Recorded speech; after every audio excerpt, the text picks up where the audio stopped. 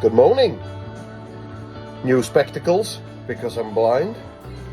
Got a couple of days off work this week, so I'm doing some brass sorting, ready for cleaning and reloading, and hopefully one of these little puppies will be fetching our dinner over to the retreat in December, or fetching something at least. I've only promised twice and failed twice, but nevertheless, how was everybody? What's everybody up to today? Anything more interesting than reading what's on the bottom of a bullet and putting it into a box? So I'm saying it's not interesting. I'm excited about reloading, I'll not lie. So I'm having to sort these out into the different manufacturers that I've used, which it's only been 3 different manufacturers, so you'll see that the piles are not that big, so there's only 3 little boxes there that they're going in, so the task isn't that arduous. There's not that much, to be fair. So yes, on here we're now set up with the press, ready to do the bullets and all the other gear that I need, and all the different dies to be able to trim and reload successfully. So I don't know if anybody's remotely interested in this, but I'm going to blab on about it for a little bit. You never know, somebody might be interested. So the 3 different manufacturers I've got is the PPUs. I have Hornady, which I was shooting VMAX bullets out of. They're brilliant. The PPUs, I was using a soft point in that, which is a jacketed bullet, but it's got a soft lead tip. The soft lead tip helps it fly a little bit, but also when the lead dissipates when it hits a target, it rips a bullet in half, and that way you get the most sort of collateral damage behind the bullet. The process is sorting all the different manufacturers. This is how I realised that I needed glasses, by the way, because I was doing this and I'm holding it like this miles away from my face, couldn't fucking see it. I had to take a picture of it with my phone and then zoom in on the picture. So but yeah, we separate all the manufacturers up because we don't really want to we want to try and hone a load in and a bullet combination to one brass manufacturer, and especially when we're trimming the bullets down to size and reaming them out, so you get a little bit of a, can't get that in focus, get a bit of a shiny little tip on it. That's ready to reload, as that's been resized and what have you. But yeah, they'll be sized slightly differently, loaded slightly differently, and I can use them for different things. So from here you can see they've all been decapped, which means the percussion caps have been removed. I do that in the press, and they're all down here in my little tube, actually, the ones that I took out. So on the bottom of the press there's this little collection tube, and that's got all the primers in there that I've taken out. You can't recycle them, you just buy new ones. So yeah, after that I'll put them through the ultrasonic cleaner, give them a whiz up with that, and once the brass is clean, I'll be able to show you this. So in the primer pocket it gets very dirty. Obviously it's got a little explosive in there that ignites all the powder, and it gets dirty, and the hole that's in there is quite important as well to make sure that it's clean. So we have some tools. I've got one set with a drill at the minute, and it's like a little reaming tool. Stick it in the end, give it a couple of spins up, and it's shiny and new inside. It's as easy as that. So yeah, once I've done all that and they're cleaned, I anneal all the brass. So like the top third of the brass, I just I put the brass in a drill capsule, spin it round, I put the blow lamp on it, and just before it gets cherry red, take it out, and that brass is then soft to be able to reload it again. Alexa, volume 3. Yeah, so after the annealing process, then I'll go through and I'll reprime them all with new primers, and then I'll start developing the loads for it based on the data that I've got for that bullet and case combination. And then we have bullets. And I'm not too sure on the Hornady brass, but on the PPUs, this is only once fired. So these were new bullets bought by me, and I keep all my brass. But obviously once fired's different, like twice, 3 times fired, etc, etc, because the brass does go a little bit soft and you're more certain to have little cracks and deviations in the shoulders and what have you. But I reckon out the PPU, I reckon I'll be able to get 7 bullets out of that, 7 shots safely. I am going to push them further and further and create my own data moving forward. And so out of this little batch of rounds, I could be shooting this for 10 times, which is probably, what, 300-400 rounds here. Yeah, so that could soon turn into 3,000-4,000 rounds, which is the whole purpose for me reloading. And just in case anybody's interested in how I clean the brass, I have an ultrasonic cleaner, and I use spectacles. This Barkeeper's Friend cleaner, it's a powder, but it's good for sort of brass, stainless steel, copper and stuff like that. And the water that I put in, it's not milk, it's water. Warm water, about a teaspoon of washing up liquid. Let's put that all over the top of the bullets.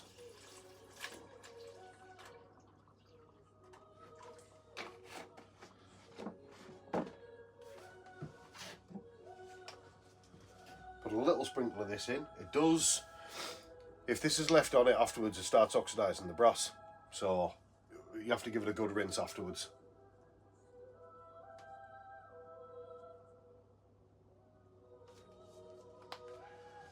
So that's in there, and then flip her on.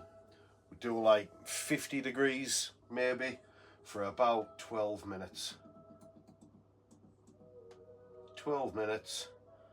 Turn the heater on and turn that off, and it makes absolutely awful noise. So for those who haven't seen an ultrasonic cleaner work before,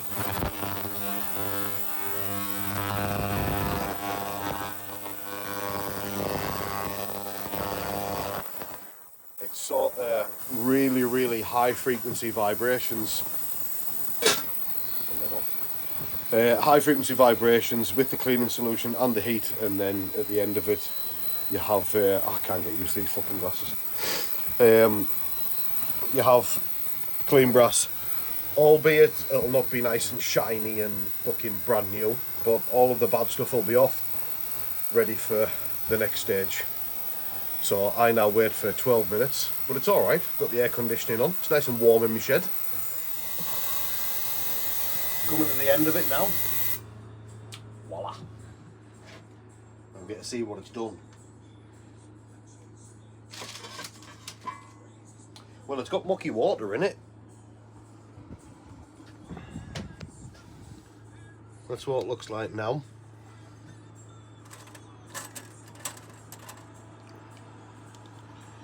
And that's how the brass is looking. I feel like I'm doing a very workshop day today. Next stage, we have clean brass. All of these are nice and shiny clean, all the bottoms nice and shiny clean. And now we have to anneal the brass. And what I mean by annealing is getting it up to a particular temperature and then letting it cool down naturally. If you cool it down in water, oil or anything like that, it's called a quench, and that's what hardens metal. So to anneal it, we warm it up. I've got the blow lamp, I just lay it through the press ready to go. And yeah, I use a 1/2 inch drive extension with a 10mm socket on the end, because that fits the bullet in just nicely, and then I can rotate that round inside the flame, dump it in my chip pan, not chip pan, little wire basket so it can cool down, and wait for them to cool, and then it's on to the next stage. So just in case you are really that interested, I'll show you what a couple looks like, and then we'll leave it there.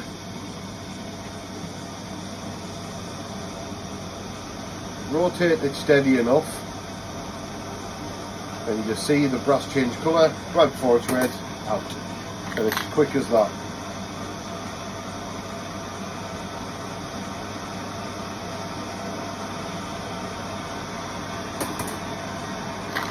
You get quite a bit of discoloration on the brass when you do this, but I'd rather be brass be slightly discoloured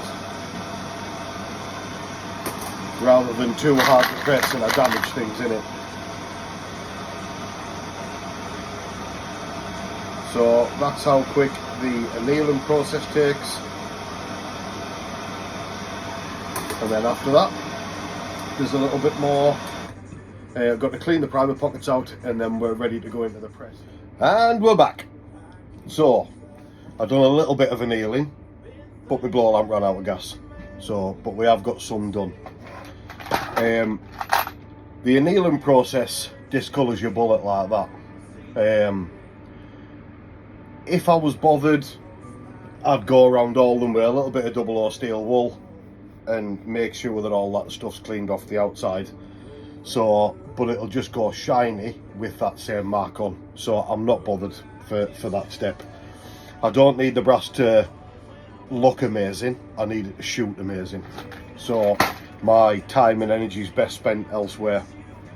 So when we're at this stage, I need to set up a die to be able to deprime, even though they are deprimed, and do a full size resize.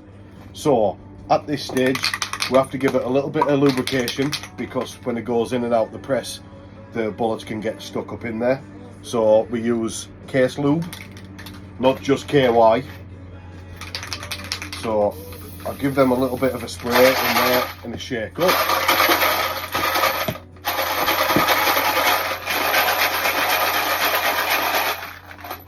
While they're having a little soak in there, we need our resizing die in there. So up we go, full press all the way down and back up. At this stage, a quick look. Make sure that nothing around the neck is cracked. If anywhere around that neck's cracked, that case is garbage and it goes into the burn bin. After we do that, we need to trim this case afterwards.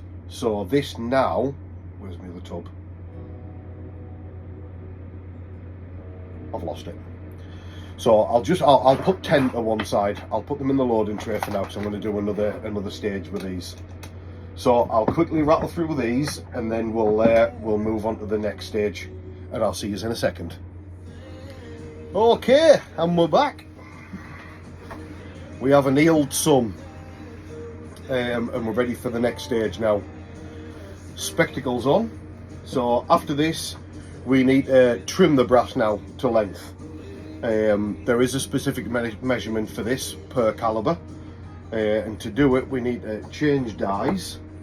So we take our decapping and full length resize die out, and we put in,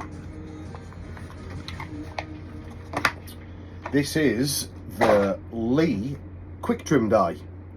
So inside this one there's a little plastic sleeving that is chambered perfectly to fit a 223 bullet in. This sort of takes away the need to trim and measure with some other machines. I like this one because I reload just one caliber only. So once the dies are set, the dies are set. And the particular die on this one plops in and I'm ready to go after I put my trimming tool in. Trimming tool is a 4-blade carbide trimmer that has a little slit coupling on, and that just slips into there like that. Now the cutting blade is just up inside there at the end of the neck measurement. So trimming process, we put our trimming tool in, we have a little chip catcher that sits around the bottom so that we don't foul up the shaft. It's really important to keep that clean all the time. sort of keeps your precision there. So, and for this one, all we do is slip a bullet in, give it a full press so it's all the way down to the bottom, give it a couple of turns. I can feel it cutting. Once we've done that, pull it back down, and that is the case trimmed at the end, nice and shiny. After we've done that, we've got sharp edges on the outside and the inside. And we have a tool that reams the outside and deburrs the inside. So we quickly give it a little roll around, do the inside,